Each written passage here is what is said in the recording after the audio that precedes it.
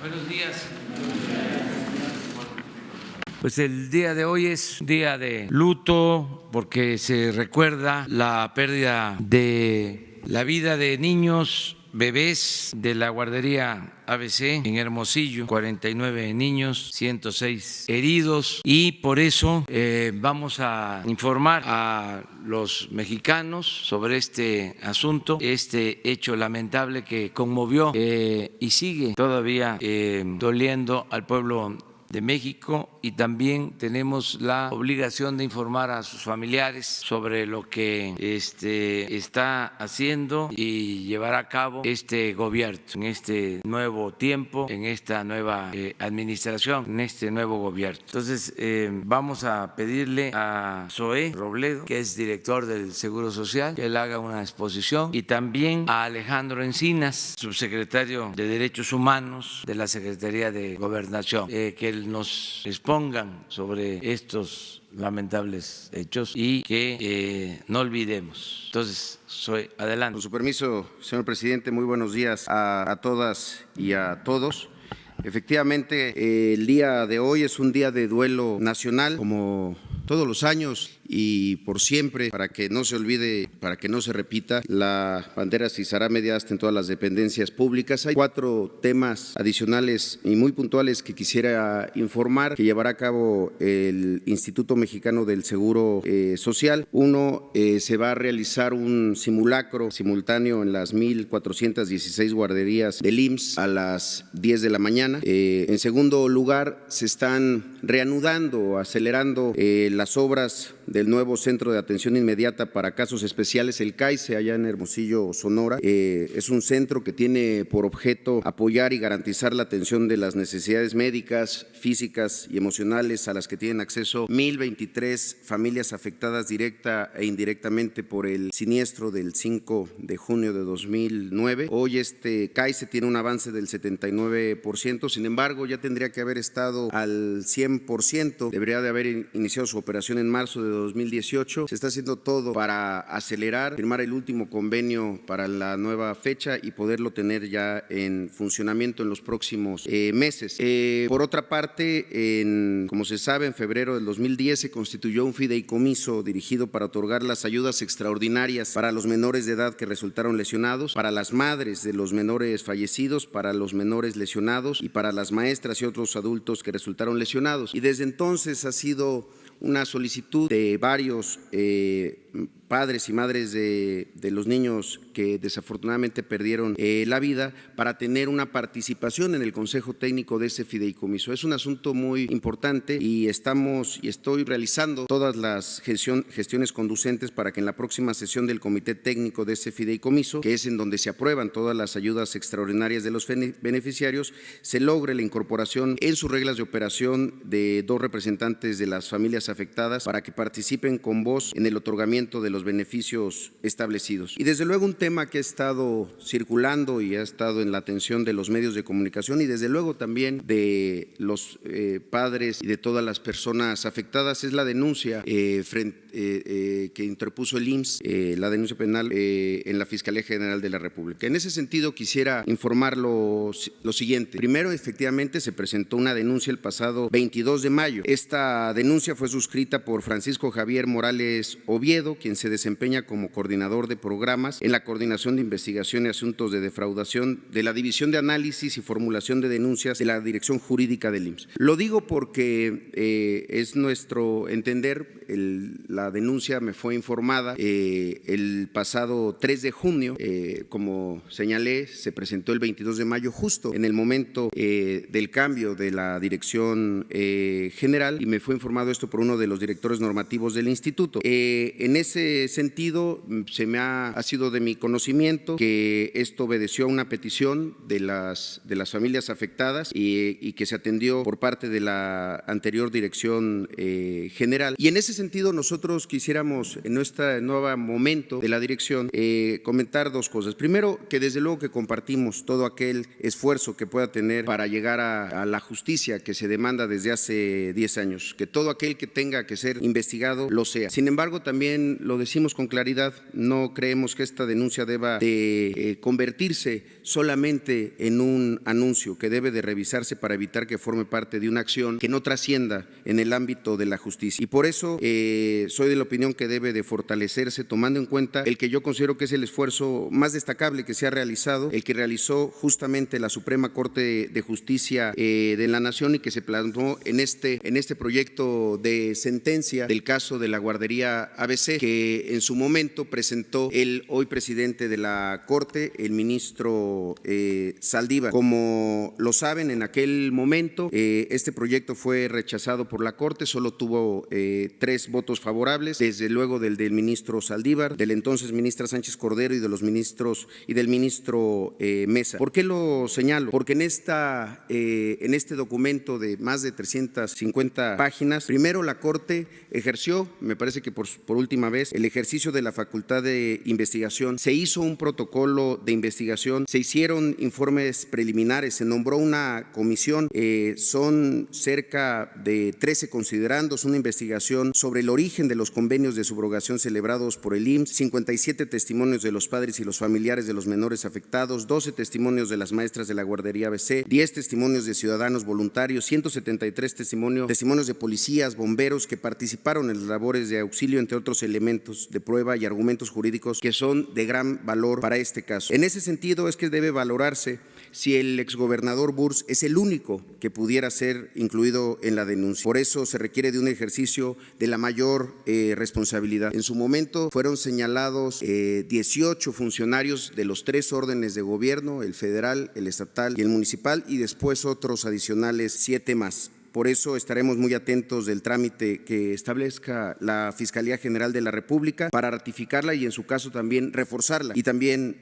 ampliar la denuncia. Entonces, en ese sentido estaremos muy pendientes de las siguientes acciones de la Fiscalía General de la República. Por mi parte sería todo, señor presidente. Permiso, señor presidente. Bueno, como es del dominio público, el señor presidente de la República nos ha instruido a la Secretaría de Gobernación, al Instituto Mexicano del Seguro Social, para atender a los padres, a las madres, a los familiares de todas las víctimas de esta terrible tragedia en la guardería ABC. Y hemos establecido los contactos y compromisos iniciales para lograr una solución definitiva a este asunto, atendiendo las preocupaciones, las demandas de los familiares, siempre poniendo por encima el derecho y el interés fundamental, el interés legítimo de la infancia para resolver este problema. A lo largo de estos 10 años, los padres han adoptado distintas formas de organización y de representación legal, las cuales reconocemos plenamente están en su derecho y estamos en la búsqueda de una solución equitativa, igualitaria, justa, para que se dé satisfacción no solamente a los niños, sino también a los familiares que fueron afectados por esta tragedia. Por eso hemos venido desahogando algunos temas que se habían incluso judicializado. El caso de algunos amparos que se presentaron como recursos ante la falta de resolución de la Comisión Ejecutiva de Atención a Víctimas, las cuales estamos en proceso de cumplimiento.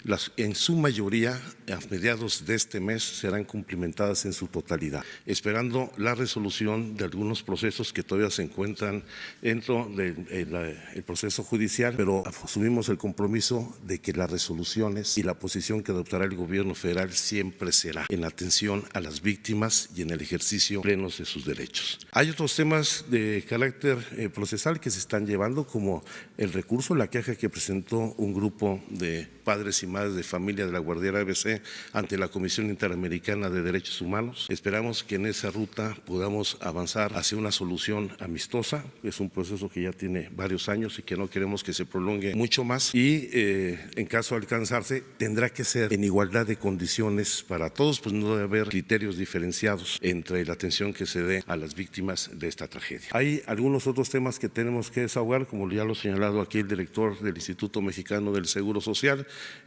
Por supuesto, la disculpa pública, que a solicitud de los padres de familia será hasta que alcancemos un acuerdo de fondo, la construcción de un memorial, la restauración del memorial que actualmente existe y que está abandonado, pero mantendremos, como lo ha indicado el señor presidente de la República, la comunicación con los representantes legales y los padres de familia para tratar de alcanzar en muy corto plazo una solución que lamentablemente e injustamente se ha prolongado a lo largo de una década. Es cuanto, señor presidente. Bueno, esta es la información que tiene que ver con este hecho lamentable de niños fallecidos en la guardería.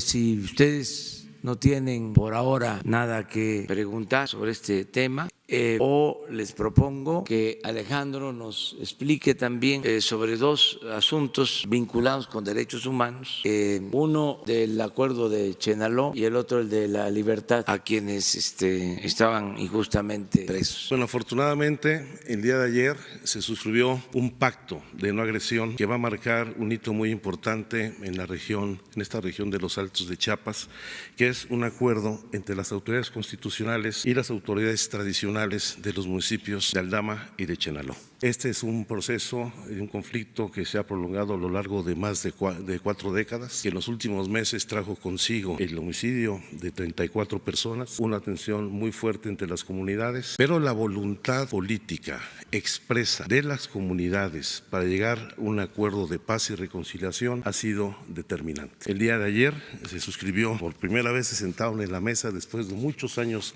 estas autoridades y se firmó un pacto muy concreto en donde no solamente se reconoce la necesidad de crear las condiciones de paz y reconciliación en la región, sino buscar los mecanismos que nos permitan reconstruir el tejido social y las condiciones para que, respetando a sus ancestros, como ellos mismos lo señalaron el día de ayer, se encuentre con inteligencia, con sabiduría, los instrumentos que permitan tolerancia, respeto, reconocimiento a la diversidad.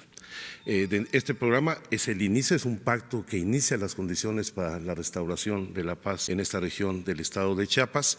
Vendrá acompañado de acciones muy puntuales que van, por ejemplo, el acuerdo que se adoptó el día de ayer para permitir la libertad de tránsito a través de 2 rutas que ligan a ambas comunidades que estaban cerradas, cada una por una comunidad respectivamente, hasta todos los apoyos en materia humanitaria, de atención de los servicios de salud, de implementación de todos los programas sociales del gobierno federal, el apoyo de las brigadas juveniles con proyectos especiales de integración de los jóvenes al desarrollo de la región, el establecimiento de un plantel de la Universidad Benito Juárez en esta región de Aldama y de Chenaló, que van a construir, a facilitar esas condiciones de paz. Tenemos que reconocer la buena voluntad y los buenos oficios del gobierno del estado, tanto el gobernador de Chiapas, Rutilio Escandón, como el secretario de Gobierno, Ismael Brito, que han ayudado mucho en este proceso, como sucedió anteriormente en el municipio de Amatán, cuando después de una lamentable confrontación que trajo también muertes trágicas en esta región, logramos un acuerdo político para la conformación de un consejo municipal. Ha sido una instrucción, una encomienda particular del presidente de la República al generar las condiciones de paz y reconciliación en muchas regiones del país, y esperemos que este pacto, que hoy inicia este proceso de transición en esta región de Chiapas, sea un ejemplo que podamos replicar en otras regiones donde prevalece confrontación entre comunidades y pueblos indígenas. Y el segundo tema que queremos referirnos el día de hoy, que es muy importante, continuando con estos actos de justicia, como son la liberación de defensores del territorio y de los recursos naturales que lamentablemente se encuentran presos en muchas cárceles del país. Queremos presentar, les vamos a pedir a los compañeros de la comunidad de Salazar del Estado de México nos puedan acompañar aquí con el presidente de la República para hacer la presentación, toda vez de que el pasado jueves 23 de mayo fueron liberados 6 de los defensores del territorio de la comunidad de Salazar en el Estado de México, que se encontraban presos en el Centro de Readaptación Social de Santiaguito, allá en Almoloya de Juárez, en esa entidad. Esa liberación fue el resultado de un proceso en donde la propia juez resolvió que la causa penal por la que se encontraban ellos detenidos no era consistente, no había elementos suficientes de prueba, y obtuvieron su libertad incondicional sin ningún cargo. Ellos son los compañeros Fermín Esquivel Rojas, Miguel Ángel Vilchis García, Yuriko Maribel Becerril, de Yanira Becerril Villavicencio, Beatriz Pérez Flores y Cudberto Vilchis Garza, en donde han obtenido su sentencia absolutoria. Vamos a continuar con estos procesos de paz y de justicia para defender a quienes indebida, injustamente han sido detenidos. Este caso tiene que ver con la defensa de 217 hectáreas de bosque y tierras comunales que pretendían favorecer a particulares, pero que muy dignamente ellos han defendido, incluso con el costo de la pérdida de su libertad, y hoy se les hace justicia. Creo que alguien quería hacer un comentario, por favor. Buenos días, señor presidente. Buenos días, señoras y señores. Al pueblo de México, a las defensoras y defensores de derechos humanos, a las comunidades que nos tendieron la mano, al gobierno federal, a los medios de comunicación. Agradecemos el espacio que se nos ha otorgado en esta conferencia a fin de hacer pública la lucha que ha llevado mi comunidad de Salazar para el reconocimiento de la propiedad de las tierras y la injusticia que padecimos como defensores de nuestro territorio, ya que fuimos criminalizados bajo la complicidad de altos intereses económicos y políticos. Agradecemos el tiempo y seguimiento que la Subsecretaría de Derechos Humanos a cargo del licenciado Encinas brindó a nuestra lucha social y atender el reclamo de justicia, todo ello bajo el encargo del compromiso de campaña que realizó el señor presidente Andrés Manuel López Obrador de liberar a todos los presos políticos. Yo soy Cuthberto Vilches García, representante propietario de bienes comunales de la comunidad agraria de Salazar. Salazar es un pueblo que forma parte del municipio de Lerma, en el Estado de México. Se encuentra ubicado a la altura del kilómetro 36.5 de la carretera México-Toluca. Está integrada por un caserío de 500 familias que además cuenta con superficie parcelaria de cultivo donde sembramos haba, maíz, papa y avena, con un área arbolada de aproximadamente 210 hectáreas. Salazar se encuentra en medio de las dos grandes capitales, la capital de la República y la capital del Estado de México. En los últimos años hemos enfrentado diversos procesos jurídicos para evitar el despojo de nuestro territorio que pretende llevar a cabo San Mateo Tarasquillo, comunidad con la que se tiene un conflicto de límites de territorio y quien promovió un juicio agrario de número 446/2005, radicado en el Tribunal Unitario Agrario con residencia en Toluca, Estado de México, donde solicitaron que se les restituyera las tierras que ellos nunca han poseído y que nosotros tenemos en posesión ancestral desde tiempos inmemoriales, alegando que supuestamente se las invadimos en 1966, siendo que ahí hemos vivido mis abuelos, mi padre y ahora nosotros. El pasado 17 de agosto de 2017 fue establecida la sentencia en el juicio agrario 446/2005, emitida en cumplimiento de la sentencia ejecutoria, dictada en el juicio de amparo el 9 de noviembre de 2016 con número 445/2014. Dicha sentencia fue dictada por el Tribunal Unitario Agrario número 9 de la ciudad de Toluca, la cual resuelve que no procede la restitución de tierras requerida por San Mateo Tarasquillo. Se me reconoce la personalidad jurídica como representante comunal propietario de la comunidad agraria de Salazar en dichas tierras, es decir, la justicia ha ordenado que se respete el derecho a las tierras y la posesión histórica de nuestra comunidad. Casualmente, 14 días después de emitida dicha sentencia, es que se lleva a cabo el operativo de las detenciones de nosotros, y teniendo en cuenta que tenía como rectificar la solicitud y que quedara firme, tuve que hacerlo desde el penal de Almoloya de Juárez, por lo que con mi encarcelamiento no dejé de defender la tierra, ya que ellos, los de San Mateo Tarasquillo, ya habían vendido nuestras tierras a gente de gran poder económico y político, y con esa sentencia se venía abajo su negocio. Las vendieron a pesar de que aún no se acaba el litigio agrario, las vendieron a pesar de que había una medida cautelar que ordenaba que las cosas se mantuvieran en el estado en que se encontraban, hasta en tanto no se resolviera el juicio. Por esas ventas son ilegales, ya que violaron dicha medida cautelar. Para terminar, quiero decir que he dedicado toda mi vida a cuidar y velar los bosques y la tierra de mi querido Salazar, y lo seguiré haciendo. Me canso ganso. Muchas gracias. Y cedo la palabra a mi compañera Dani. Buenos días, mi nombre es Daneira Quiquei Becerril Villavicencio y hace aproximadamente 1 año 10 meses la tranquilidad de nuestra comunidad fue violada. A las 2 de la madrugada del 31 de agosto del 2017, mediante un operativo que el gobierno del Estado de México armó con más de 1,000 elementos de la Policía Ministerial, Policía Estatal, granaderos y militares, que con exceso de violencia y fuerza policial desmedida saquearon y destruyeron las casas y las que entraron, incluso algunas hicieron detonaciones con sus armas de fuego para amedrentar a nuestros familiares, encañonando y asustando a nuestros hijos menores de edad, que a la fecha tienen secuelas psicológicas. Aquello fue una pesadilla. Esa noche detuvieron con lujo de violencia, peor que a unos delincuentes. No nos presentaron órdenes de aprehensión. Al ingresar a nuestras casas, incluso pensábamos que se trataba de un secuestro o desapariciones forzadas de mis compañeros Beatriz Pérez Flores menores, Yuriko Maribel Becerril Villavicencio, quien no estuvo presente el día de los hechos imputados, Francisco Ceballos Vargas y Fermín Esquivel Rojas, Cudberto Vilchis García y Miguel Ángel Vilchis García, Miguel Ángel Vilchis Zarza y a su servidora. E iban por uno más, Librado Vilchis García, pero a él no lo lograron detener. Cabe señalar que a nosotros nunca se nos aplicó el principio de una presunción de inocencia, violando nuestros derechos humanos. No supimos la razón de nuestra detención sino hasta la primera audiencia, en la que se nos vinculó injustamente a proceso con una medida cautelar excesiva de prisión preventiva, bajo el número de la carpeta 1146-2017. Ahí supimos de los delitos que se nos fabricaron: robo con violencia, lesiones y privación ilegal de 3 personas, derivados de un evento que había ocurrido un año atrás, el 30 de septiembre del 2016, cuando intentaron despojarnos de nuestras tierras con armas de fuego. El día de los hechos, el supuesto abogado Mario Alberto de León Venegas contrató a varias personas para tomar posesión de nuestro terreno. De Salazar, él se presentó como apoderado del ejido de San Mateo Tarasquillo y apoderado de los supuestos compradores de la tierra de la comunidad de Salazar. De los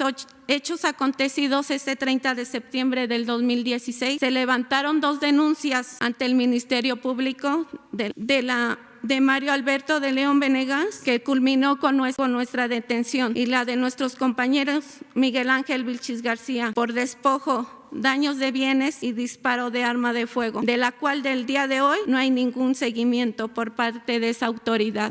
Reiteramos el agradecimiento a nuestro presidente Andrés Manuel López Obrador, así como la disposición y el apoyo de la Secretaría de Gobernación, encabezada por la doctora Olga Sánchez Cordero, y a la subsecretaria de los Derechos Humanos, dirigida por el licenciado Alejandro Encinas, y de manera particular al licenciado Neptalí Granados, quien analizó y acompañó y apoyó nuestro caso. Yo soy Salazar y por tierra y libertad. Gracias. Bueno, pues esto es lo que se deseaba informar el día de hoy. Decirles que cada vez más se consolida la función de la Secretaría de Gobernación como la institución de defensa de los derechos humanos. Esto es histórico, una secretaría que espiaba, perseguía, que ordenaba la represión a los ciudadanos, ahora está convertida en la principal institución del Estado mexicano para la defensa de los derechos humanos. Vamos a seguir cumpliendo con este propósito. Estamos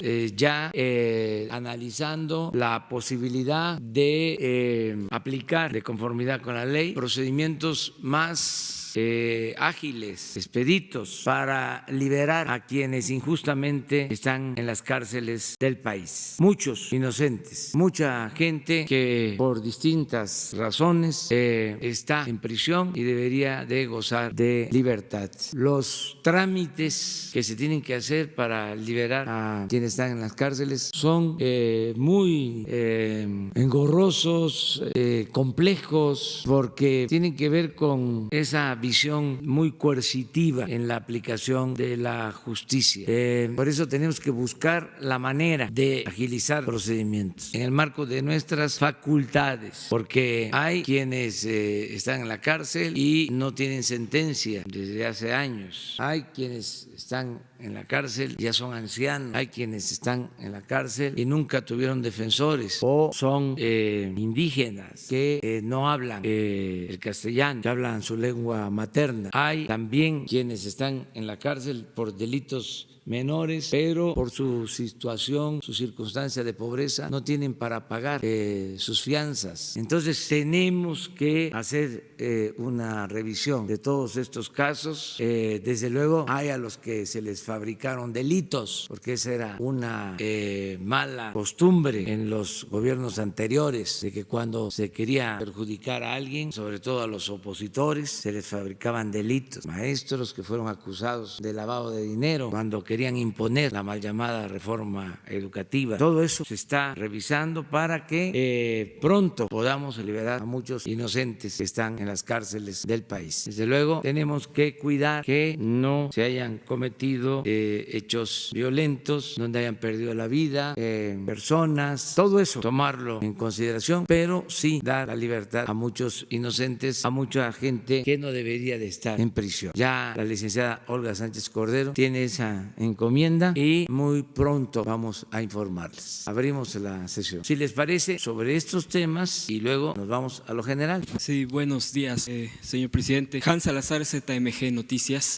La pregunta para este tema, ¿cuántos casos sobre liberación de luchadores sociales, sobre defensores ambientales hay en puerta? ¿Hay algún número en específico? ¿Qué casos son los que ahorita se tienen en lo inmediato? Sería mi primera pregunta. Sí, creo que Alejandro tiene información. Aprovechando el viaje y reconociendo el trabajo de Neftalí, que ha ayudado. Bueno, hasta ahora tenemos ya logradas 31 libertades, creo que es muy importante, y estamos en el desahogo de todas las solicitudes de revisión de casos en donde se nos han presentado expedientes y fichas muy concretas. Claro, hay que analizarlo, como señala el señor presidente, de manera muy puntual, porque también tenemos problemas de presos políticos y otros de políticos presos, que no es lo mismo. O gente que cometió delitos y se quiere presentar como gente que fue violada de sus derechos humanos. Estamos analizando 538 casos en particular. De la primera revisión consideramos que hay elementos de injusticia, de violaciones a su proceso,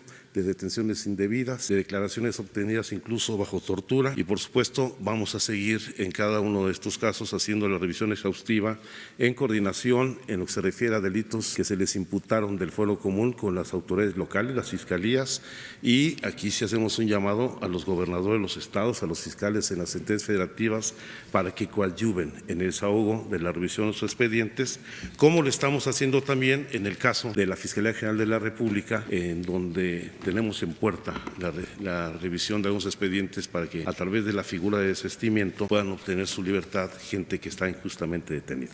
Segunda pregunta, con el tema de la guardería ABC, el caso de hace 10 años, hay una querella que ya se ha mencionado y se ha confirmado por parte del director del IMSS en contra del exgobernador de Sonora. ¿Hay más en puerta, más querellas en puerta por este caso, concretamente contra autoridades que fueron en su momento y pues pueden ser responsables sobre el tema de la guardería ABC? ¿Qué otras acciones concretas y si va a haber reunión, si ha habido reuniones con los padres y familiares de este lamentable hecho de la guardería ABC? Sin duda hay varios procesos, juicios pendientes por parte desde particulares y otras instituciones. Sin embargo, en este caso particular a la que mencionaba es la que fue presentada específicamente por el instituto. Incluso en febrero hubo una misiva por parte del entonces director general al ministro Saldívar, presidente de la Suprema Corte de Justicia de la Nación, justamente para pedir que se agilizaran este tipo de juicios, aunque no detallaba el número ni la, digamos, el estatus de avance de este proceso. Aprovecho para comentar justo sobre el tema de las reuniones. Justamente comentábamos con la secretaria Sánchez Cordero y con el subsecretario Encinas que a estas reuniones que ya se han llevado a cabo por parte de la Subsecretaría de Derechos Humanos de Gobernación, nuestra intención es sumarnos en esta nueva etapa para poder continuar dialogando con todos los padres de familia. Hay un tema que es muy importante, que es el restablecimiento de los servicios subrogados, de los servicios médicos subrogados para los familiares. En ese sentido, el compromiso es seguir revisando a plenitud y caso por caso y de manera exhaustiva. No puede haber aquí pretextos, no puede haber aquí regateos de ninguna naturaleza, porque lo último que se pretende en esta Dirección General del IMSS es agraviar a quienes ya fueron víctimas y que tienen un dolor muy grande y lo peor que podría ocurrir es seguir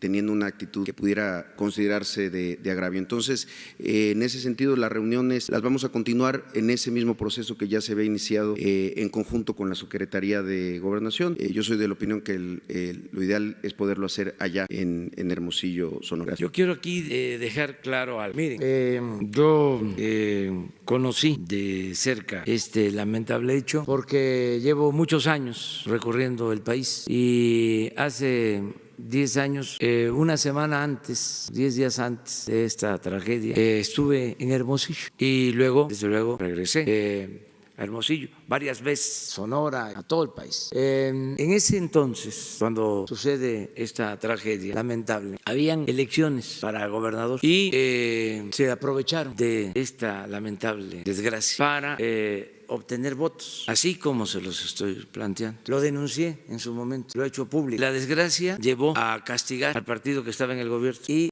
triunfó el partido opositor que había tomado la bandera de que iba a haber justicia. Llegaron al gobierno y se olvidaron. Entonces, ahora que el director general del Seguro me informa de que se presentó una denuncia en estos días, él mismo me manda una nota diciéndome de que hay que tener cuidado de que no vaya a suceder, de que se trate de una denuncia formal, de una farsa que no esté bien sustentada o que sea para salir del paso o por cuestiones del aniversario. Y eso no lo podríamos hacer. Entonces, hoy en la mañana analizamos el asunto y, desde luego, se mantiene la denuncia, pero se va a reforzar para que se tengan todos los elementos. Como todavía no se ratifica, al momento que la Fiscalía llame a la ratificación, se van a presentar muchos más elementos, más pruebas, para que se haga una investigación seria y haya justicia. Aquí se habló de una resolución que se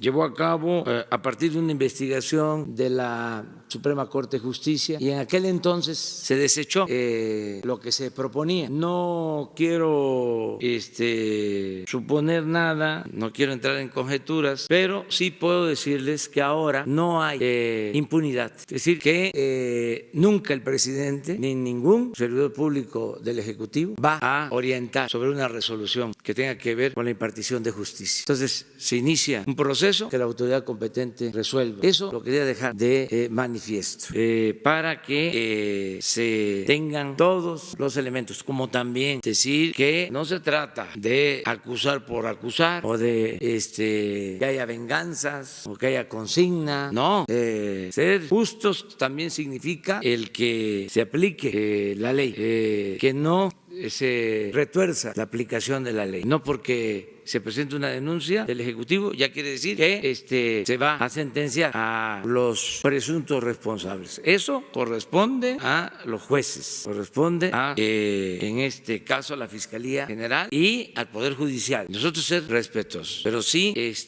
no ocultar ninguna información, presentar todas las pruebas y que la autoridad competente resuelva, y el compromiso de no tener injerencia, de no dar línea en favor ni en contra, sino que se actúe con justicia. Eso es lo que… Gracias, presidente. Aprovechando que está aquí la secretaria y en estos temas de cambios, yo quisiera preguntarle qué tan difícil ha sido llevar a cabo este cambio en la dependencia que, como bien el presidente ha señalado, pues antes se regañaba, ¿no? De cambiar esta lógica de dar una nueva imagen a la secretaría, y al presidente preguntarle, el secretario Durazo ha dicho que ya en los próximos días van a empezar a mandar los elementos a diferentes estados como Guanajuato, Michoacán, Jalisco, preguntarle cuál es su expectativa respecto a la capacidad táctica y los resultados de la primera generación de los elementos, hablando de este tema de seguridad, de que se quiere evitar más de este tipo de presos políticos. Bueno, lo primero, ¿qué tan difícil ha sido? Nada difícil,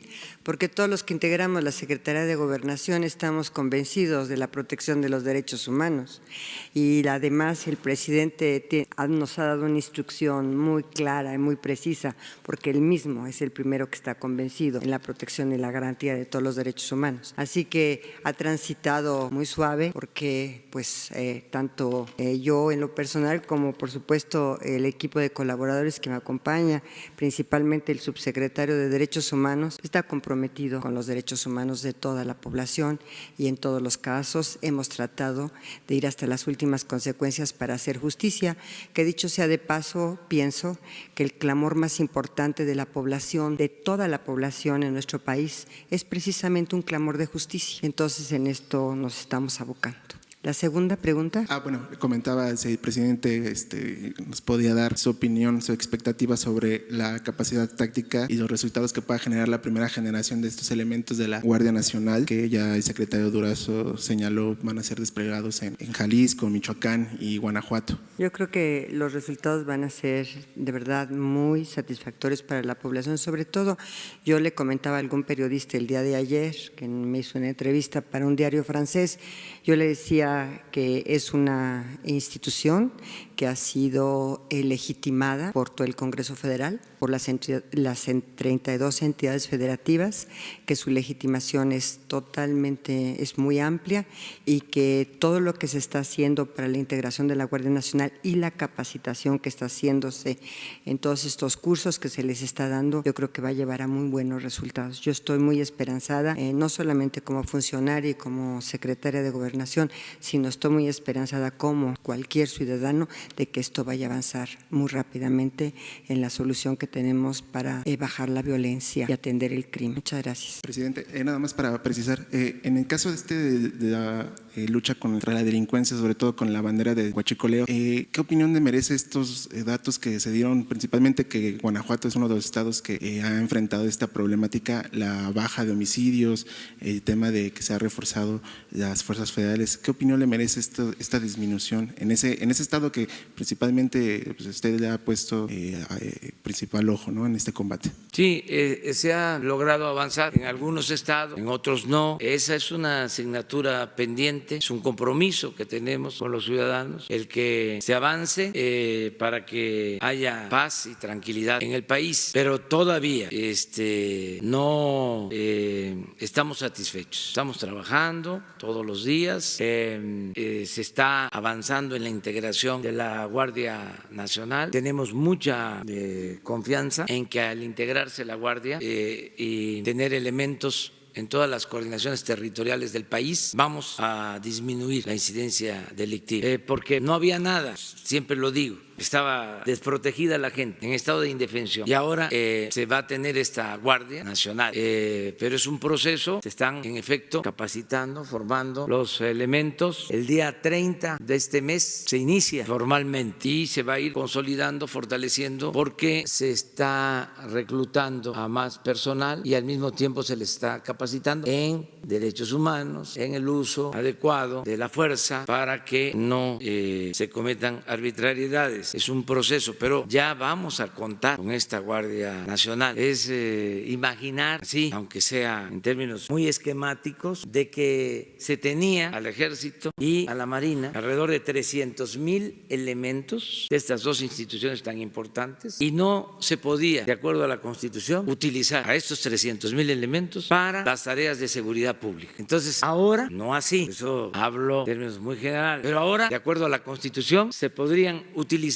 todos estos elementos con su profesionalismo, con sus instalaciones, con la disciplina y también con su lealtad al pueblo y a la patria. No teníamos eso. Entonces ahora vamos a tener una Guardia Nacional y esto va a ayudar mucho, pero todavía es la asignatura pendiente. ¿Mande?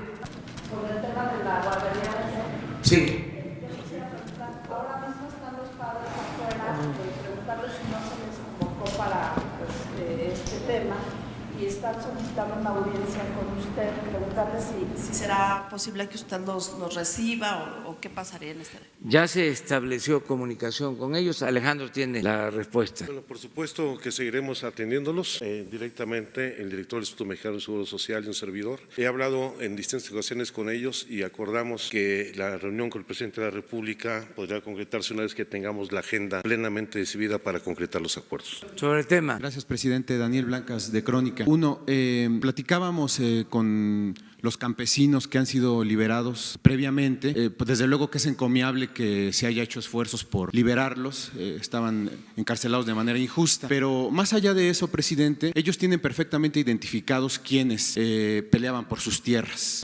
Sabemos que es una zona generosa en recursos, en belleza, en paisajes. Ellos mencionaron 3 nombres: Azcárraga, Slim, Fidel Herrera. ¿Qué va a hacer el gobierno federal para no solo que no solo se quede la situación en, digamos, que ellos abandonaran la cárcel, sino en castigar a los responsables de perseguir sus tierras? Eso es un tema. El otro tema, continuando con lo que dijo Sara, ¿qué pasa o qué pasa en el gobierno? Hubo falta de comunicación, falta de tacto para que se dejara hoy, que es un día especial, afuera a los padres. Es decir, esta paradoja de que mientras aquí se está hablando de apoyar y respaldar a los padres, ellos están afuera gritando justicia y exigiendo justicia. Esa sería la segunda pregunta. Y la tercera para Zoé, que nos diga quién es el que dio la orden de hacer esta denuncia. Usted refería ya el partido que se vio beneficiado por cuestiones políticas en votos. Fue Germán Martínez quien dio la orden de presentar esta denuncia. Es correcto. Tuve comunicación ayer, he tenido mucha comunicación, incluso por el tema de la entrega-recepción. Cuando tocamos este tema, un día después de que yo tuve conocimiento de la denuncia, me manifestó que así era, que él tenía ese compromiso de hacerlo de esa manera y así lo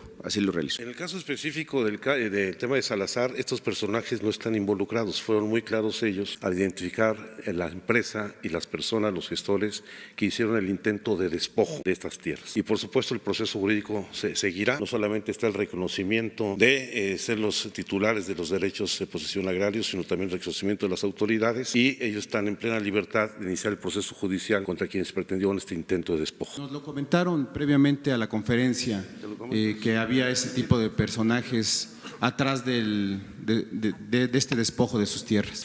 Las personas que usted mencionó no son ellas, no es Azcárraga, ni Slim, ni el hijo del ex gobernador de Veracruz, son otras personas. Con ellos no tenemos ahorita problemas, ellos ya tienen ahí sus edificaciones y no se han metido con nosotros ni nosotros con ellos, son otras personas, nada más que no los tenemos identificados, son otros de gran dinero que tienen ellos, pero con ellos no hemos tenido problemas ahorita con los 3 que usted preguntó. Muchas gracias. Entiendo que puede haber temor a represalias, lo entendemos y lo manejamos de manera ética desde el punto de vista periodístico, pero bueno, queda sobre la mesa este tema para que en todo caso el gobierno pueda darle seguimiento. Gracias. Sobre eso último que acabas de decir, ¿cuál represalia puede haber? Si mira, tienen el apoyo del presidente. Gracias, señor presidente. Bueno, es que ese fue el temor que nos externaron, que quizás ventilar estos nombres pudiera representarles No, somos libres, ¿sí? Y la libertad no se implora, se conquista. Sí, señor presidente. Sobre lo que le comentaba de esta situación que mientras ustedes están aquí. Presentó, hay ya comunicación,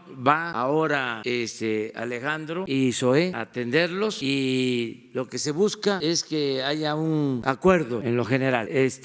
Hay una situación que se está buscando que tiene que ver con la unidad de todos, porque hay desgraciadamente división de los familiares y distintos abogados, distintos procesos. Entonces lo que queremos es la unidad de todos y por eso esta labor inclusive se decidió y se acordó esperar lo de las disculpas del Estado ante estos hechos, porque lo que se quiere es armonizar, básicamente. Creo que ese fue el criterio, ¿no?, que se utilizó. Por eso no se les invitó ahora. Sí, porque son varios grupos. Explícalo. No tenemos nada que ocultar. Hemos convocado y nos hemos reunido con todos. Y por supuesto tienen que tener un trato igualitario, equitativo todos y una solución en las mismas condiciones. No puede haber una atención de primera o de segunda para estas personas, estén agrupadas en un colectivo, tengan asesor jurídico o estén ellos solos trabajando como familias. Por eso la solución tiene que ser integral, igual y en las mismas condiciones, justa para todos. Ese es un asunto que ellos tienen que definir. Ellos son los que respetamos nosotros sus formas de organización y de representación plenamente. Pero los padres, en reporte hablamos con 2 de ellos y ellos no piden disculpa pública, sino avances legislativos. No sé si... Por supuesto, en el avance legislativo se está avanzando, ya lo dijo en su primera intervención el director del Seguro Social respecto a llevar a la legislación local la disposición que se publicó ya en el Estado de Sonora y en otras 4 entidades para garantizar temas de emergencia, pero también todo lo vinculado con la forma en que deben estar operando las estancias infantiles. Entonces no hay fecha para la disculpa pública todavía. Ellos han solicitado que la disculpa sea hasta que tengamos ya una solución completa. Vamos a ver a otros culpables señalados, además de al exgobernador, es decir, vamos a ver. Gracias. Rocío Jardines de W Radio. Vamos a ver otros culpables también señalados, levantando denuncias serias también. Se ha hablado inclusive del expresidente Felipe Calderón y otras administraciones, el ex titular del IMSS. ¿A quiénes más vamos a ver también ya aplicándole la justicia? Gracias. Sí, como lo señalaba, a nosotros nos parece que un documento orientador es justamente el proyecto del ministro Saldívar. Proyecto, reitero, porque nunca llegó a ser sentencia toda vez que se votó en contra. En ese proyecto, que es público, ahí se llega a un número específico de autoridades en distintos órdenes de gobierno. La disposición, el planteamiento, como ya lo ha señalado el presidente, es que ese documento y esa investigación sea la que sea tomada como guía para entonces, en su caso, cuando la Fiscalía lo solicite, ratificar, ampliar la denuncia. Ampliar me refiero al número de personas y reforzarla, desde luego. Reforzarla significa buscar cuáles son las causales de por qué se está denunciando. La denuncia presentada el 22 de mayo específicamente toma una de más o menos 13, planteamientos, que es el de la falta o la omisión de políticas públicas de protección civil. Es una sola de ellas, hay más. Entonces, cuando venga la ratificación, entonces de manera muy puntual les diremos cómo estamos haciendo la ratificación, la ampliación y el reforzamiento. ¿Cuál es el documento guía que usted podría revisar en este momento? Porque reitero, es público, es el proyecto del ministro Saldívar del 2010. ¿Cuántos, director? ¿Hasta cuántos podrá llegar el Estado?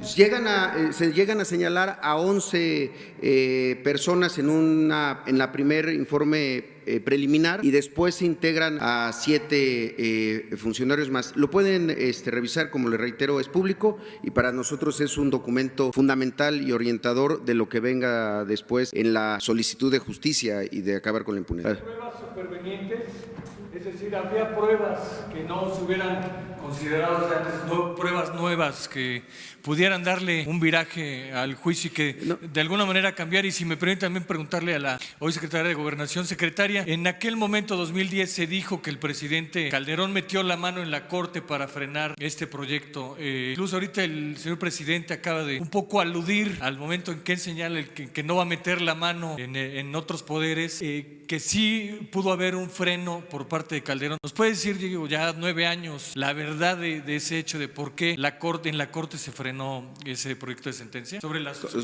las pruebas, reitero, la investigación, porque en ese momento la Corte tenía esa facultad. Es importante decirlo y que la gente lo sepa. Ya no la tienen, ya no pueden hacer investigaciones de esta naturaleza, en particular en temas de violaciones graves a los derechos humanos. Por eso es que insisto que ese es un documento orientador, guía, y ahí están las pruebas, las investigaciones. No hay pruebas nuevas en nuestro conocimiento. El que vamos a revisar y usar como guía es el proyecto del ministro Saldívar. Secretaria, sí, nos fue, gracias. Yo no sé si a otros o a otras de mis compañeras los presionaron. Yo nunca, jamás recibí una presión y la hubiera yo rechazado. Yo creo que porque me conocían muy bien. Muchas gracias.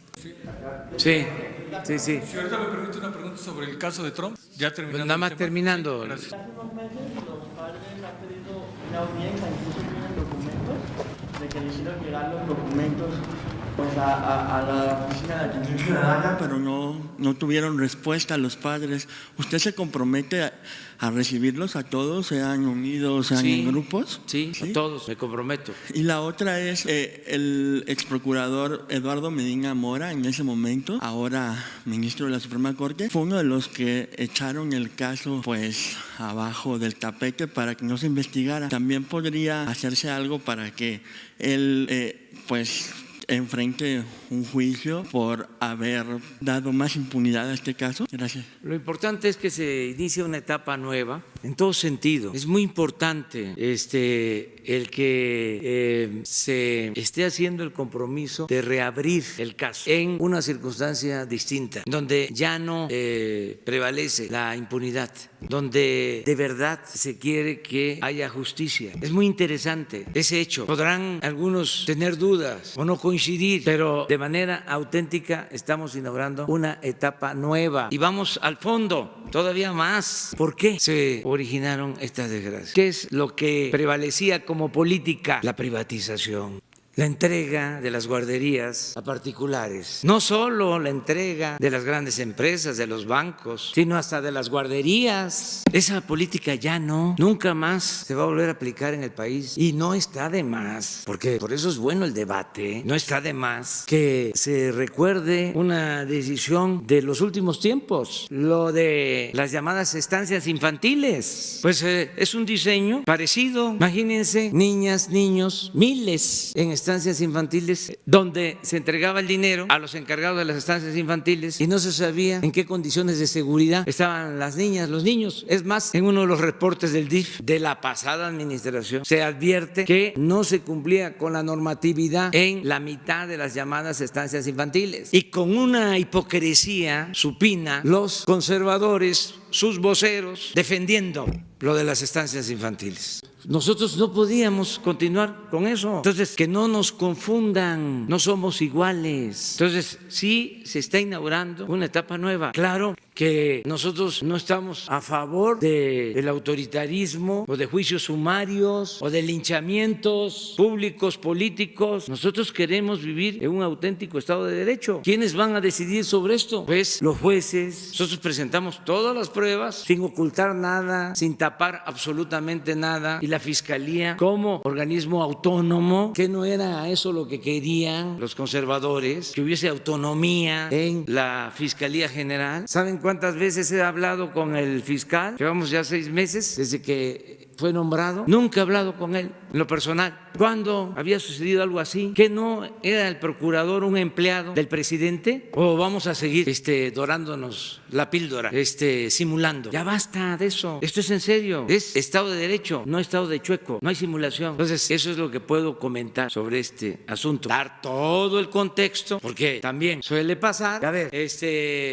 denuncia a un funcionario y por ahí se desata toda la polémica. Y bueno, ¿y por qué no vemos el contexto? ¿Y por qué no vemos todos los elementos? El porqué de la subrogación de las guarderías del seguro, el porqué la utilización de hechos tan tristes con propósitos electorales, el papel de los medios de información para manipular y echarle la culpa a uno o a otro, cuando al final de cuentas eran lo mismo. Era ver quién tenía más peso para pagar en medios y manipular, quién tenía más elementos para influir en lo mediático, la impartición de la justicia, cómo no se podía tocar a los intocables, cómo no en todos los casos, pero sí había línea, había consigna para dispensar castigos, para exonerar. Entonces, todo esto es muy interesante a partir de estos hechos. Y nosotros le mandamos un abrazo fraterno, cariñosísimo, sincero a los padres, a las madres de las niñas, de los niños que perdieron la vida, también a los familiares de los que tienen niños con lesiones, a todas, a todos, de manera sincera, y el compromiso de que nunca más sucedan estas cosas y que cuando se presenten no haya impunidad, se castigue a los responsables. Gracias. Demián Duarte, de Pasión por los Negocios, Política y Rock and Roll Radio, Proyecto Puente. Vengo de Hermosillo. Presidente, usted ha estado continuamente dándole seguimiento al tema de la guardería ABC, es muy sensible al respecto. Usted sabe que esta es una jornada en Hermosillo pues, de lucha y de protesta. Salen miles de personas a las calles de la ciudad a solidarizarse y a exigir, primero que nada, justicia, que es un expediente que nosotros los hermosillenses y los sonorenses en especial sentimos que persiste y que bueno, no nada más se trata de castigar a funcionarios corruptos o a funcionarios que hicieron uso del amiguismo. También hubo dueños en el sector privado que usufructuaban la propiedad de la guardería y que bueno, pues fueron al final de cuentas quienes fueron omisos en muchas de las situaciones que se requerían. Y bueno, hoy la jornada de protesta que nos espera en Hermosillo tiene 2 consignas. A una ya le respondió que es la de ABC Nunca Más. No queremos que esta situación se repita nunca jamás en Hermosillo, en Sonora, pero tampoco en todo México. En Hermosillo fueron sacrificados 24 niños, 25 niñas, pues en esto que pudiéramos interpretar como una especie de monumento a la corrupción y el influyentismo. La otra demanda, señor presidente, es justicia plena. A mí me gustaría escuchar un posicionamiento de parte de usted. Sabemos que su palabra vale mucho al respecto de estas dos situaciones que se están pidiendo. Y si me permite, después quisiera preguntarle sobre otro tema, si acaso es que queda tiempo, porque esto se está prolongando. Gracias, presidente. Sí, decir que va a haber procuración de justicia, y usé la palabra procuración de justicia porque a nosotros nos toca una parte, ¿sí? Yo, como titular del Ejecutivo, voy a cumplir para que se presenten todos los elementos, todas las pruebas, y voy a cumplir para pedirle, solicitarle de manera respetuosa, tanto al fiscal como a los integrantes del Poder Judicial, de que se actúe con apego a la legalidad y que haya justicia. Ese es mi compromiso. ¿Sí?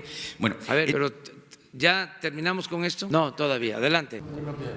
Usted atinadamente determina como la principal camisa de fuerza para el desarrollo del país a grandes rasgos, acertadamente la corrupción y la impunidad. Sin embargo, yo considero que sería importante reflexionar en incorporar la colusión, porque un tema transversal en todas estas violaciones y también con una injerencia en lo económico y en particular en materia de crecimiento económico. En todo el aspecto multifactorial toca el tema de colusión. Usted ha intentado y lo intenta con el apoyo de la población llevar a cabo una cuarta transformación. Yo siento que hay un tema transversal que tiene incidencia en lo político, en lo social y en lo económico, y por lo tanto en lo más principal, en el bienestar, Estado de Derecho, certidumbre jurídica y todo lo que usted quiera. Se llama colusión, cuando dos poderosos se ponen de acuerdo en contra de un tercero. Tengo muchas cuestiones, soy el doctor Carlos Cabeza, represento Daily News de Laredo, Texas y de Nuevo Laredo.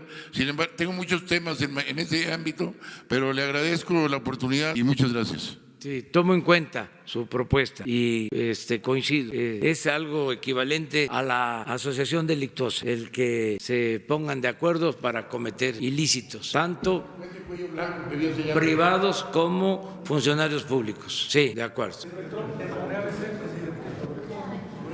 ABC. Presidente, gracias. Raimundo Pérez Arellano de Televisa. El 24 de mayo los padres efectivamente mandaron una serie de comunicados a las dependencias, al Ejecutivo, al Judicial, diciendo que el día de hoy estaban buscando una reunión. En el caso de la Corte, el día de mañana los van a recibir. La pregunta muy puntual para usted, ¿por qué no los ha recibido? Ya nos explicó que sabemos que se han reunido con el subsecretario, sabemos que están divididos, sabemos que hay abogados, la misma situación y el mismo grupo hizo la petición a la Corte, mañana lo recibe. ¿Por qué usted no los ha recibido? Porque queremos que se pongan de acuerdo, que se está buscando que haya el punto de vista de todos, que podamos verlos juntos, y que yo estoy disponible. Me recomendaron de que yo esperara porque hay estas diferencias. Entonces estamos haciendo un esfuerzo para unificarlos y estoy abierto al diálogo hoy, mañana, cuando se den las condiciones. Y me da mucho gusto que Televisa se ocupe de este asunto y pedirle a todos los medios que nos ayuden también para buscar que se haga una causa común por la justicia. De todas maneras, Alejandro y Zoé hoy mismo van a buscar a todos los padres que estén, incluso pedir anuencias a los que no están, para que si lo creen conveniente y no tienen ellos nada que objetar, yo los recibo hoy mismo, si se hace el trabajo por la mañana. Lo que sí no quiero es recibir una parte y que luego me reclamen que por qué no a otros, y además no quiero ser factor de discordia, al contrario, lo que quiero es que sea algo en favor de la unidad de todos, más con estas causas. Hay otros asuntos, por ejemplo, esto que se acaba de dar a conocer de la libertad de estos luchadores sociales. Hay muchas experiencias donde la gente toma la iniciativa y se unifica y se avanza. Este acuerdo de Chenaló, por ejemplo, es histórico. Aquí en la mañana un compañero que ahora no está presente, pero que había estado insistiendo, si se acuerdan, ¿no?, de la confrontación de manera terca, perseverante. Luego nos llaman tercos a los perseverantes y son cosas distintas, o es más elegante, ¿no?, hablar de perseverancia. Pero todo esto ayuda mucho a la reconciliación.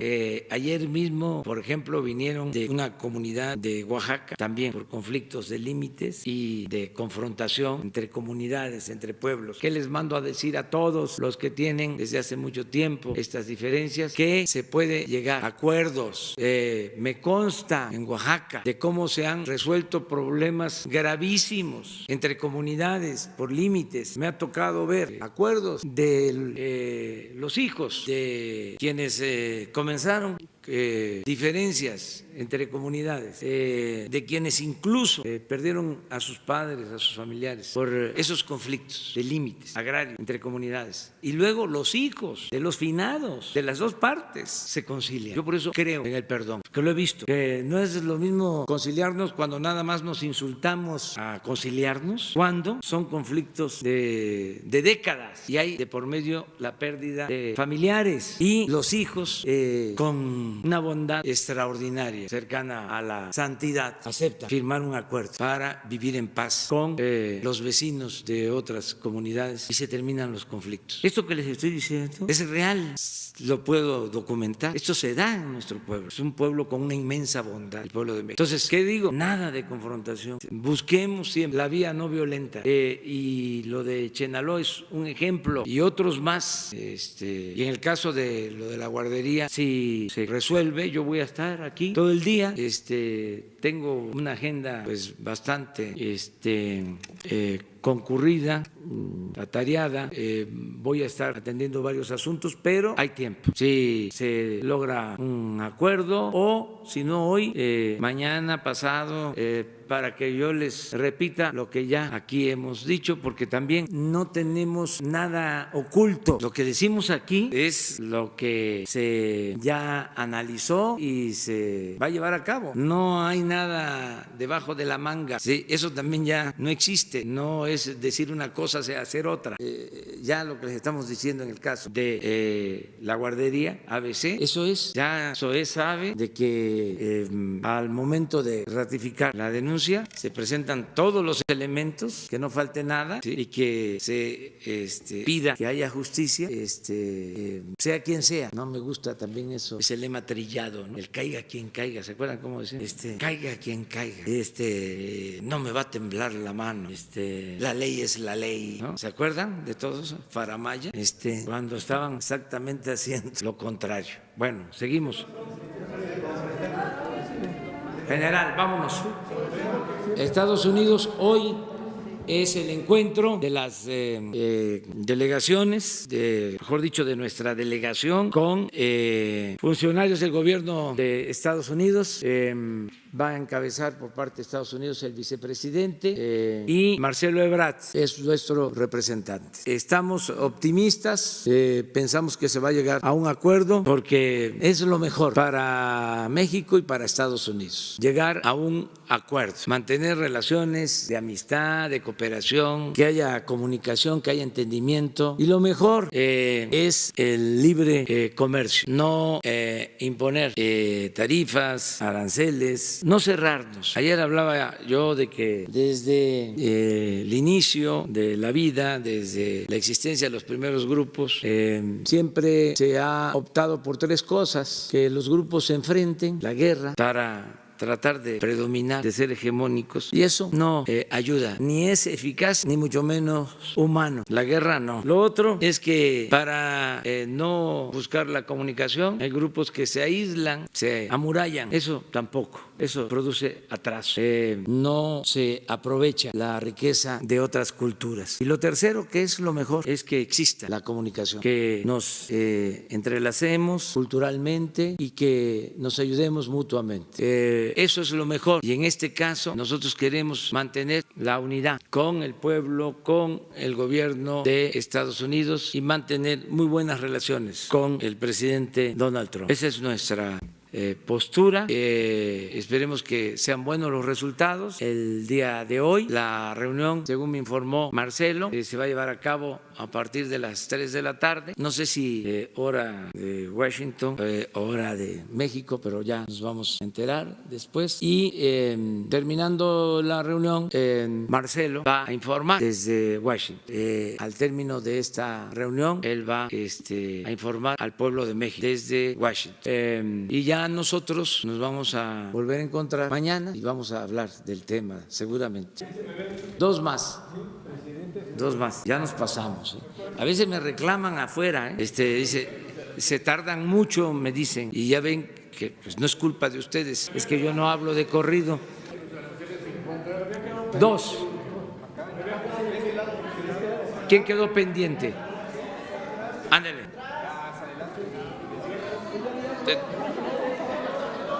Gracias. Sí. Presidente, sí.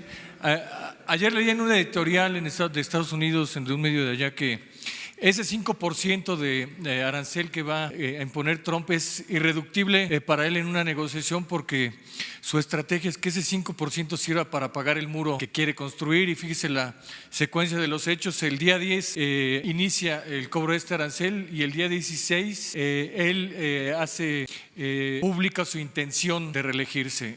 Eso es, por un lado, señor presidente. Este hecho comercial del 5% de arancel nos deja a México, evidencia que México tiene una extrema dependencia comercial de Estados Unidos, como usted ha planteado también en el tema energético, que importamos 600,000 barriles diarios de gasolinas, y de esos 600,000, creo que 95% vienen de Texas. Nos cierran la llave y no sé qué puede pasar en el país. En la parte comercial estamos también más o menos así. Tenemos demasiados huevos, si me permite la expresión, en la canasta de Estados Unidos. Presidente, ¿no es momento ya de con mayor fuerza buscar mirar otros horizontes? Por ejemplo, abrirnos más a intercambio comercial con China, Arabia, Rusia, y que haya mayor inversión de ellos para que no dependamos tanto de los Estados Unidos. Esa sería la pregunta, señor presidente. Mire, es un tema que se está debatiendo mucho ya en México. Yo he estado escuchando lo de la posibilidad de diversificar nuestras relaciones comerciales lo más que se pueda. Es un tema que se está planteando. Tenemos que analizarlo, verlo, pero en todo caso,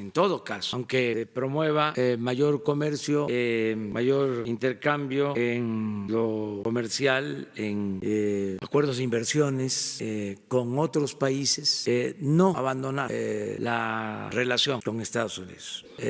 Siempre cultivar la relación con el gobierno de Estados Unidos. Esto es, si se optara por intensificar o hacer más importante considerar como una prioridad la diversificación en nuestras relaciones con otros países de Europa, desde luego de América, de Asia, no dejar de insistir en la importancia estratégica que tiene la vecindad con los Estados Unidos, la buena vecindad que debemos de tener con el gobierno de Estados Unidos. O sea, no optar por una postura radical o maniquea de uno u otro, sino ejercer nuestros derechos soberanos a tener relaciones comerciales, financieras con todos los países del mundo, relaciones de amistad con todos los países del mundo, y al mismo tiempo cuidar la relación con Estados Unidos, porque somos vecinos, 3.180 kilómetros de frontera, 24 millones de mexicanos en Estados Unidos, y razones también de integración económica. Por eso estas medidas no son muy recomendables porque hay pues mucha integración económica, comercial entre México y Estados Unidos. Y desde luego tenemos relaciones culturales. Muchos estados de la Unión Americana están fundados por mexicanos, fueron fundados por mexicanos. Ustedes en Texas pueden encontrar que hay muchos apellidos parecidos a los apellidos del norte de nuestro país. O sea, en Texas hay Garza o no hay, González, hay Rodríguez, muchos apellidos que son iguales a los apellidos que hay en Tamaulipas, que hay en Coahuila, que hay en Nuevo León. O sea, porque esa es una historia. Yo escribí un libro que es de los que más me ha dejado satisfecho sobre la vida de Catarino Garza, que nació en Matamoros, en Tamaulipas, y vivió su vida, estuvo la mayor parte de su vida en Texas, y desde allá organizó un movimiento para enfrentar a Porfirio Díaz. 18 años antes del llamamiento de Francisco I. Madero, Catarino Garza, en Texas. Su suegro era estadounidense. ¿Saben cómo se apellidaba su suegro? González. Él Garza y su suegro González. Y su suegro, que era ranchero, tejano, que se sentía muy mexicano, a pesar de ser estadounidense, porque allá conmemoran la batalla del 5 de mayo, el triunfo de las fuerzas mexicanas en Puebla, en toda esa región. Bueno, su suegro lo financió para organizar su guerrilla estadounidense. Entonces son vínculos ahí muy estrechos. Texas, en California, pues ni hablar, en todos lados. Entonces, por eso yo creo que tenemos nosotros que hacer un esfuerzo de conciliación, de diálogo, de no ruptura con el gobierno de Estados Unidos. ¿Cuáles son los límites? Bueno, es lo que tiene que ver con nuestra soberanía, la dignidad de nuestro pueblo, pero no actuar de manera impulsiva, nada de balandronadas, hasta si vamos a tomar una decisión, decirlo quedito, sin alzar la voz, con todo respeto, pero con firmeza. Sobre el caso de la Iglesia de la Luz del Mundo, señor presidente, hace unas 3 semanas en Palacio de Bellas Artes se le rinde un homenaje al líder de esta iglesia, un homenaje para el cual la Secretaría de Cultura prestó o rentó el Palacio de Bellas Artes. Este hombre, Nason Joaquín, es detenido ayer en Estados Unidos por delitos graves. ¿Cómo queda su gobierno ante este hecho de que le rentó a la Iglesia de la Luz del Mundo? Mire, no sé yo si se utilizó para hacerle un homenaje. Eso la vez pasada se estuvo deliberando. Lo que sí le puedo decir es que tengo mi conciencia tranquila porque yo soy partidario del respeto y de la tolerancia. Entonces es lo que defiendo. Sí, es obvio que independientemente si se les rentó o no se les rentó el Palacio de Bellas Artes, no se sabía, al menos no tenía la autoridad información sobre lo que se conoció el día de ayer, y cualquier persona, cualquier ciudadano, cualquier asociación, ¿sí?, puede expresarse, manifestarse. Esa es la tolerancia, esa es la diversidad que dije y sostengo. Claro, me van a decir mis críticos, que respeto mucho, de que no hay comparación, pero hablé de cómo en 1954, tenía yo un año de haber nacido, en los funerales de Frida en Bellas Artes le ponen la bandera del Partido Comunista, está Diego, y por ese hecho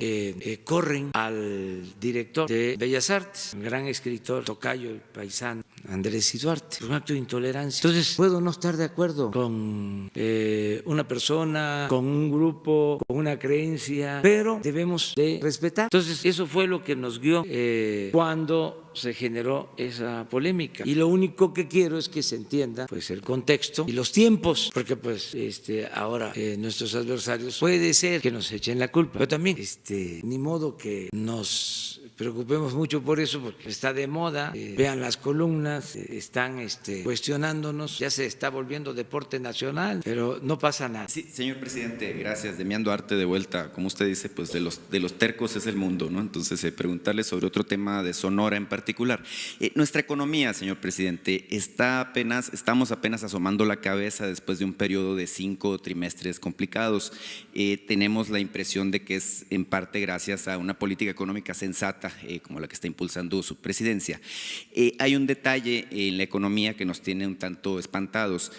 Hay una especie de emplazamiento a huelga general o a huelga masiva para el 8 de julio en Sonora de parte de sindicatos de 2,000 empresas en específico que llevarían al paro a 130,000 trabajadores, algo más grave que lo que ocurrió en Tamaulipas al inicio de su administración. El asunto es que son una serie de demandas que tienen que ver con instancias del gobierno federal. Aquí está el director del IMSS, por ejemplo, y se está reclamando que se rellenen 271 plazas de médicos especialistas. Sin embargo, también está el tema de Infonavit. Los trabajadores se quejan de que las tasas de interés que les cobran, y eso supongo yo que es generalizado en todo el país, son consistentes más altas que las que cobra la banca comercial. Y también se habla de que Fonacot, del 12% son las de Infonavit, por cierto, y las de la banca pues son del 9.5%. Fonacot cobra 28% cuando se supone que es un crédito pues para beneficio de los trabajadores. También por ahí los trabajadores están reclamando que no se les cobren pues los impuestos respectivos de ISR en temas de horas extras, reparto de utilidades, vacaciones. La pregunta, señor presidente, en específico sobre el tema es si hay una oportunidad de que intervenga Presidencia de la República a través de las instancias que le acabo de mencionar para que se resuelva de fondo esta situación y evitemos que una economía boyante como la de Sonora, en crecimiento como es la nuestra, pues pueda tener un traspiés de este tamaño. Y en la misma tónica, apenas el viernes hubo una serie de decisiones que tocaron a la Secretaría de Economía del gobierno federal. En específico, en el caso de Sonora, usted sabe, tenemos una economía que es altamente exportadora. Se generó un cuello de botella en la delegación, que ahora pues ya no es tal, de la Secretaría de Economía. Pedirle, por favor, señor presidente, a ver si es posible su intervención también en ese tópico para que se aligeren, válgame pues los trámites, porque sí hay ya miles acumulados y este paro o este cese de personal fue apenas el viernes. Sí, vamos a evitar que haya paros, convenciendo a las partes de que es necesario el diálogo y que siempre hay opciones, siempre hay alternativas, siempre hay salidas. Estamos nosotros participando y les adelanto que vamos a proponer nuevas medidas para apoyar a los trabajadores en créditos que tienen con el Infonavit. Por ejemplo, ahora sí que como se dice en el béisbol, esto no se acaba hasta que se acaba. Viene más en beneficio de los trabajadores y en beneficio de la economía de México. Y estoy seguro de que la economía va a crecer y van a seguir habiendo empleos y México, repito, se va a convertir pronto, muy pronto, en una potencia con dimensión social. Ya, hasta ahí la dejo, la dejamos. Mañana nos vemos, sí, apúntense y seguimos adelante, seguimos el diálogo. Muchas gracias.